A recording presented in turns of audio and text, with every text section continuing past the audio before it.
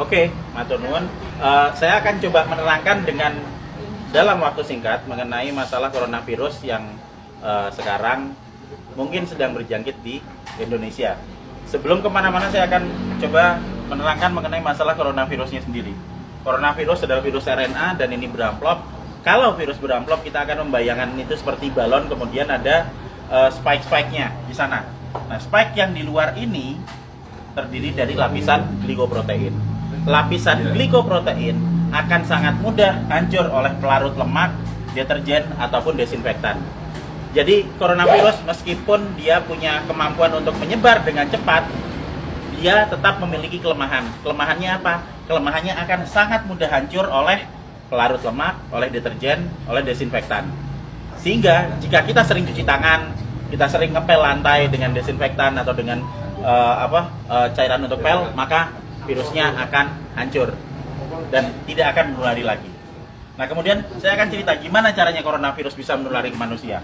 Coronavirus menular ke manusia itu lewat sentuhan dengan material-material yang sudah terjangkit virus pertama, terus kedua pada saat kita berada di keramaian, kemudian ada orang yang mungkin bersin, kemudian kita kena oleh kontak langsung, maka dia akan langsung bisa menulari kita.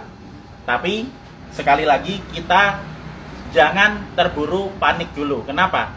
Karena coronavirus ini tidak seganas seperti yang dibayangkan atau yang ditampilkan oleh media. Kita akan selalu lihat di situ. Sekarang korban coronavirus seluruh dunia ada sekitar di 80.000 sekian penderita. Tapi dari 80.000 itu nanti yang meninggal itu ada sekitar 2.400 yang selalu hanya akan ada di kisaran angka 2-3%. Silakan nanti dilihat di data statistik mengenai seberapa banyak yang orang yang terkena coronavirus dan seberapa banyak yang meninggal. Yang meninggal selalu ada di kisaran antara 2-3%. Berarti sisanya sebanyak 97% itu selamat.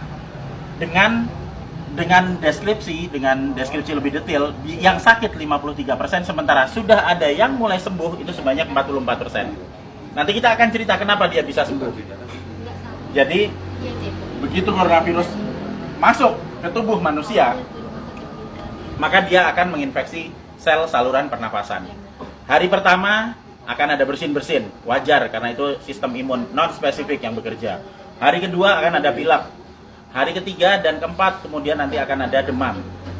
Hari kelima demam akan berlanjut dan jika badan kita fit, maka di hari ketujuh antibodi akan mulai dikeluarkan. Jadi kita akan belajar mengenai sistem imunologi basic di sini.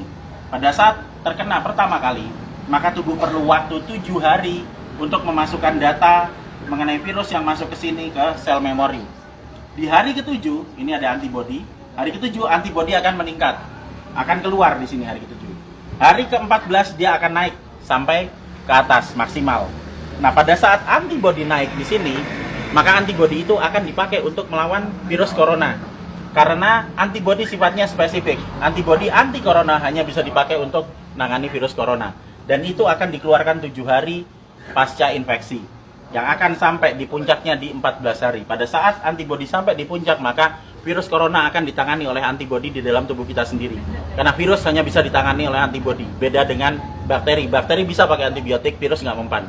Hanya oleh antibodi. Dan nanti antibodi akan berlanjut turun sampai di minggu ketiga.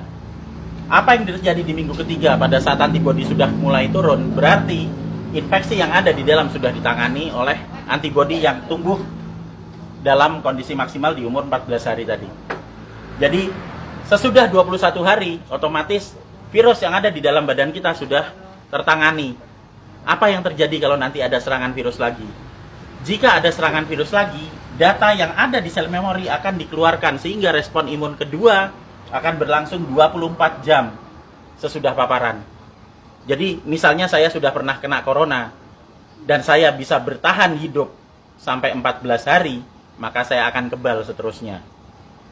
Dan berikutnya jika saya kena virus corona lagi, kita nggak perlu nunggu sampai 7 hari sampai antibodinya keluar.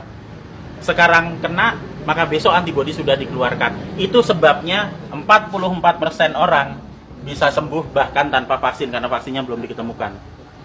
Dan masih ada 53% yang sakit yang akan sembuh ngikuti 44%. Karena pola kematian atau mortalitas tidak pernah bergerak dari 2-3% maksimal. Sehingga tidak perlu khawatir, tidak perlu panik pada saat ada wabah corona. Kita punya prinsip penanganan wabah ada 3. Pertama, kita kurangi paparan virus. Gimana caranya?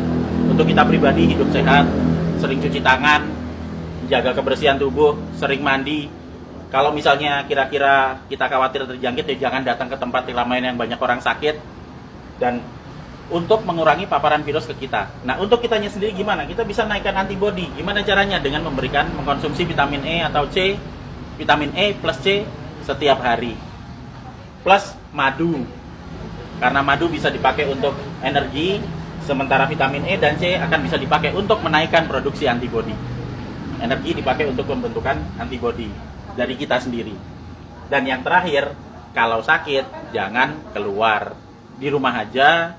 Terus kita beri terapi, kita sembuhkan, makan yang benar, kita melakukan pola hidup sehat, sehingga jika itu nanti sakit atau misalnya katakanlah demam, panas dalam waktu 4-5 hari itu wajar, nggak usah panik, biasa aja. Kita hanya perlu memberikan vitamin E, C, makan yang cukup, istirahat yang cukup, nanti di hari ketujuh antibodi kita keluar. Itu juga berlaku buat yang sakit.